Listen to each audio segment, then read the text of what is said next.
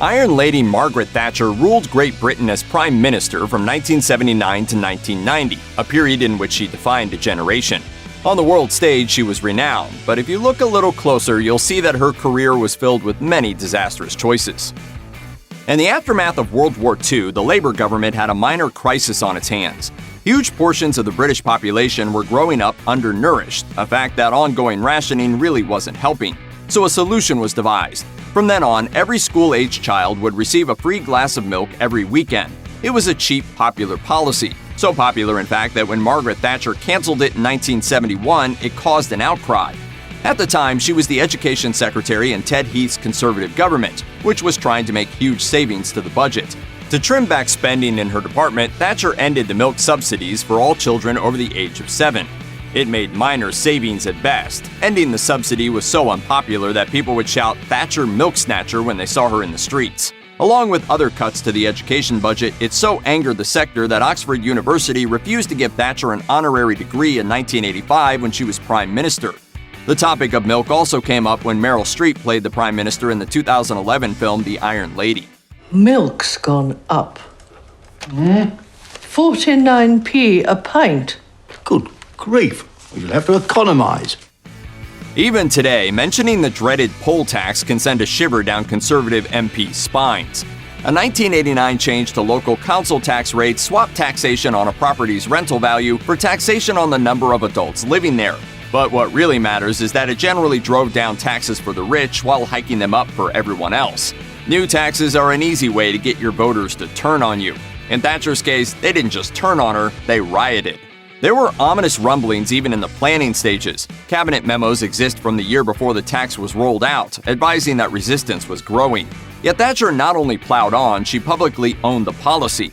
She forced it onto Scotland first in 1989, triggering mass civil disobedience. But rather than be deterred, she then imposed a new tax on England and Wales the following year.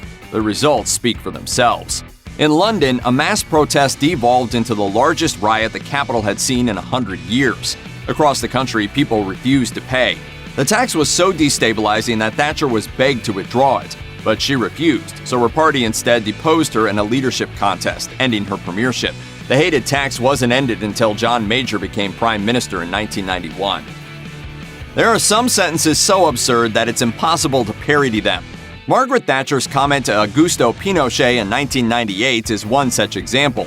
In front of news cameras, the retired Prime Minister firmly told the former Chilean dictator, "It was you who brought democracy to Chile."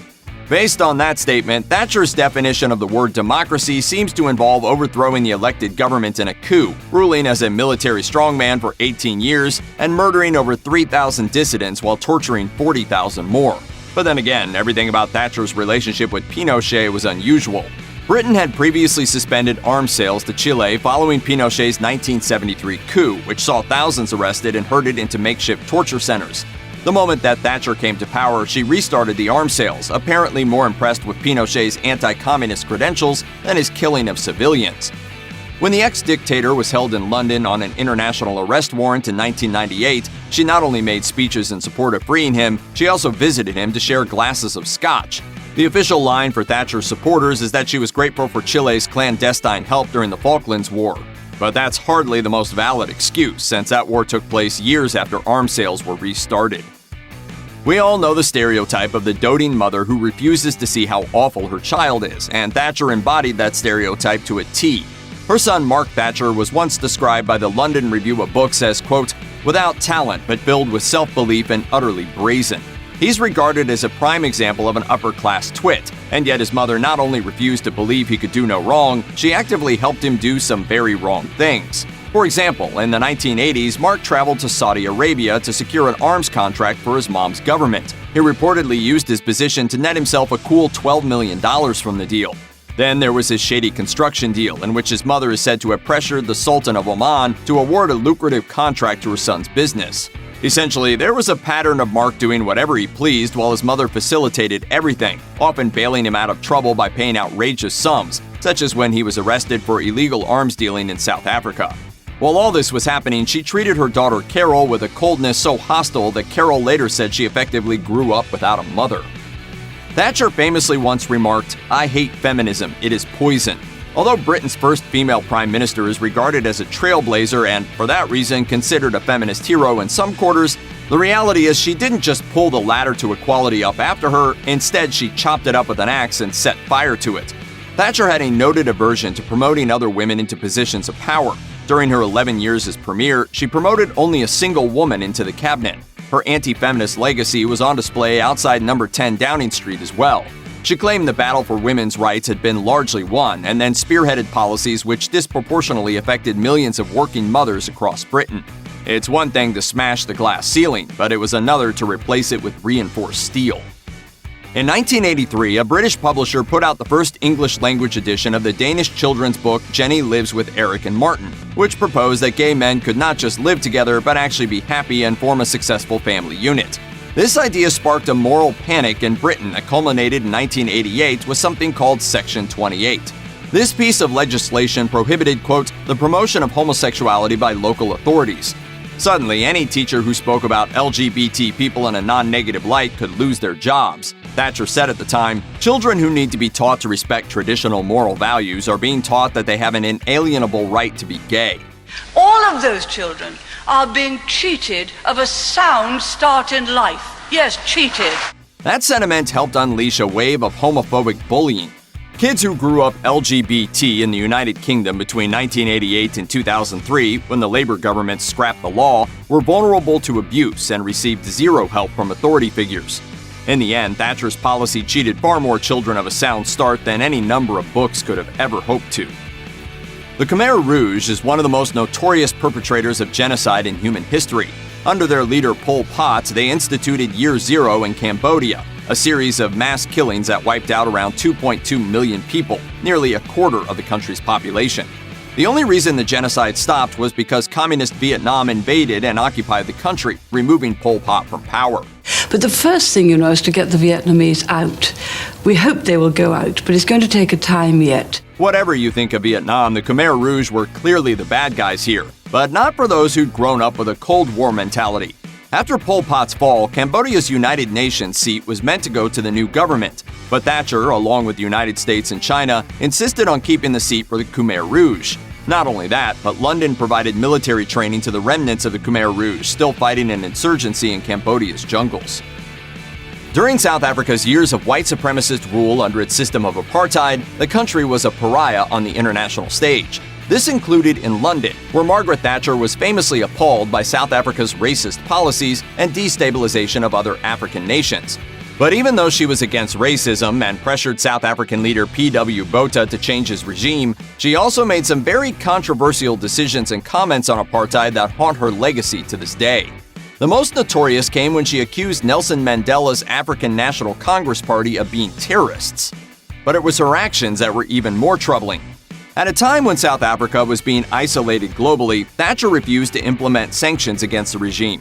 Her allies say that this was so that Britain could continue to have leverage over Botha. Her critics, however, note that her husband Dennis had business interests in the country that would have been damaged by sanctions. When David Cameron became Conservative leader in 2006, he apologized for the way his party had treated the issue of apartheid under Thatcher, no matter what the Iron Lady's personal convictions had been. I've always disliked apartheid intensely. In the 1980s, Northern Ireland was in the grip of a conflict known as the Troubles, a 30-year guerrilla war between Protestant loyalists and Catholic Republicans that killed around 4,000 people. While those living in other nations tended to see the conflict as a political war, Thatcher's government refused to classify captured Irish Republican Army members as anything but common criminals. This seemingly minor distinction came to an ugly head in 1981. That year, IRA members interned in the Maze prison began a hunger strike after having their special status revoked. Thatcher refused to listen to their protest, and the fallout from that refusal would last years. Thanks to the quirks of UK politics, one of the hunger strikers, Bobby Sands, was elected as an MP while starving himself. This put the Thatcher government in the position of allowing a member of parliament to die in a British prison. There was a huge push to recognize Sands' political status, but Thatcher refused, and on May 7th, Sands died in prison. The deaths of the hunger strikers had a galvanizing effect across Ireland. The Troubles immediately intensified. While it's not hard to understand Thatcher's point of view, her inflexibility likely killed any chance at negotiating an end to the Troubles for years to come. people who always fought shy of all kind of political demonstrations were so angry at what the English government did.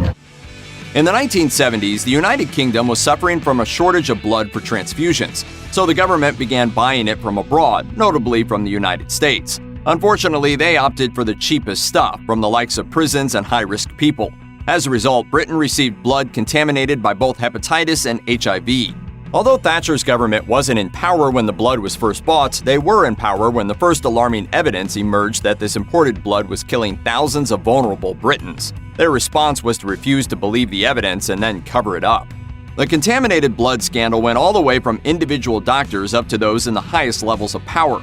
Some doctors gave potentially infected blood to patients without telling them of the risks, while Thatcher's cabinet scrambled to limit any compensation the government might be forced to pay out. Ultimately, the contaminated blood infected over 4,000 Brits and killed 2,600. While the blame lies mostly with Thatcher's health secretary, it's clear that most of the cabinet knew about the problem and did nothing. Check out one of our newest videos right here. Plus, even more grunge videos about your favorite stuff are coming soon. Subscribe to our YouTube channel and hit the bell so you don't miss a single one.